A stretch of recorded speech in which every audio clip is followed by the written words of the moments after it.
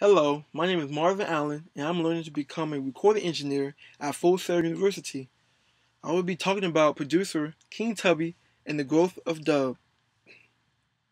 As a natural-born thinker, Osborne Woodcock was born on January 28, 1941 in Kingston, Jamaica. A teenager living as an electrical engineer and radio repairman started moving towards the Jamaican music. In 1962, Jamaican bands started moving away from big band jazz and American R&B to a new sound called ska.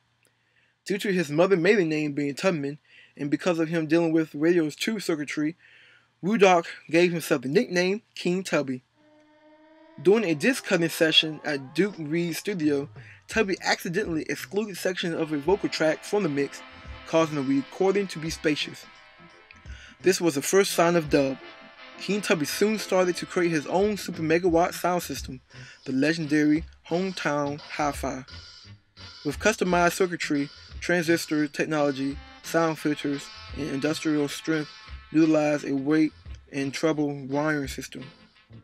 But Tubby's secret weapon was the heavy-duty echo and reverb that soon became the center of his dub revolution. By 1968, Tubby had demolished the competition with his sound system. King Tubby opened his recording studio in 1971, located on Dromley Avenue in the rough Waterhouse ghetto of West Kingston. Becoming a favorite to the likes of Lee Scratch Perry, Prince Tony Robinson, and Glenn Brown. No longer just a remixer, but as a full-fledged recording engineer. His surround sound being in echo, reverb, delay, and mix, and all that mixed together, King Tubby had perfected a new genre called dub. By 1972, Tubby had his dub techniques mastered down to a science, allowing the melody to be introduced before fading out the music and then leaving the singer to sing the opening bars in a cappella. In 1973, Lee Scratch Perry and King Tubby began working together on the album Blackboard Jungle Dub, which has stripped down melodies, ultra echo stop and go rhythms, free floating horns, with Perry's growls, moans, and wails. This would become the first real dub album. King Tubby started doing remixes in fruitful numbers, and Benny Lee kept him busy with the constant stream of singles to remix. A lot of remixes were created from the 1974 album Dub from the Roots. King Tubby's dub vision grew to new heights with the work of Augustus Pablo's Far Eastern influence, King Tubby meets Walker's Uptown. This is a recording that elevated the art of dub into mysterious, pathos-laden classical form.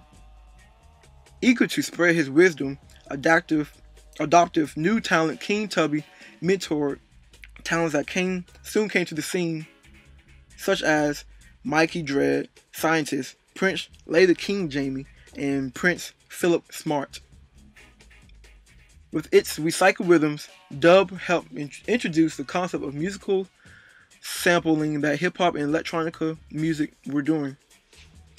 Jamaicans being the forefathers of mixology, a beat science that have influenced punk pioneers such as The Clash, Slits, trip-hop, jungle drum and bass, Mavericks, Massive Attack, Tricky, Square Pusher, Turntables, DJ, Spooky, Cut Chemist, and hip-hop innovators like Grandmaster Flash, Beastie Boys, Timbaland, and many others. Without King Tubby dub, we probably wouldn't have dubstep, which uses related styles such as broken beat, the jungle, drum and bass, and dub reggae. King Tubby should be studied further because of what he had brought to the music world at the time of remixing and creating this great genre called dub. His music, along with Lee Scratch Perry, is great to listen to and learn from. Listening to King Tubby music was cool. It was like a Rastafarian. It had like a Rastafarian feel in some of his mixes, and by listening to his songs, I could hear the space in the recordings that was created by King Tubby, and that was awesome and amazing to listen to as well. As an industry professional, I have learned awesome techniques that King Tubby was doing that I would try for myself in the studio. but I will take it to the next level in this day and time. King Tubby will help me reach my 5-year career goal by knowing the form of dub and where it has started. This will help me with artists that have a reggae dub style of music, which I will have a basic understanding to have more of a creative direction for these types of bands and artists. I will also be able to deliver great mixes to this type of genre. I am Marvin Allen, and this is King Tubby and the Growth of Dub.